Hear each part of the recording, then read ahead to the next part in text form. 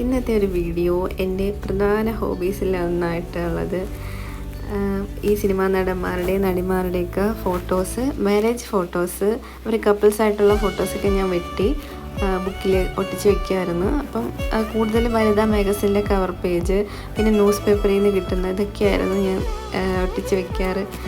അപ്പോൾ പിന്നെ അതിലേക്ക് ഏറ്റവും ഫേവറേറ്റ് ആയിട്ടുള്ളത് കുഞ്ചാക്കോ ബോബൻ, സമൃദ്ധിയാണ്. അപ്പം അവരുടെ ഒരുപാട് ഫോട്ടോസ് ഉണ്ടായിരുന്നു. പിന്നെ ഇതിൽ കുറേ ഫോട്ടോസും നശിച്ചു പോയിട്ടുണ്ടായിരുന്നു. കുറച്ചൊക്കെ ഇത് ഞാൻ വീട്ടിൽ വന്ന ടൈമിൽ എടുത്ത് നോക്കിയപ്പം ഉള്ള ഒരു നൊസ്റ്റാൾജി അടിച്ചപ്പോൾ ഞാൻ ഇതൊന്ന് വീഡിയോ ആയിട്ട് ചെയ്യണമെന്ന് തോന്നി. അപ്പോൾ നിങ്ങൾ ഇങ്ങനെയൊക്കെ ചെയ്യാറുണ്ടായിരുന്നു?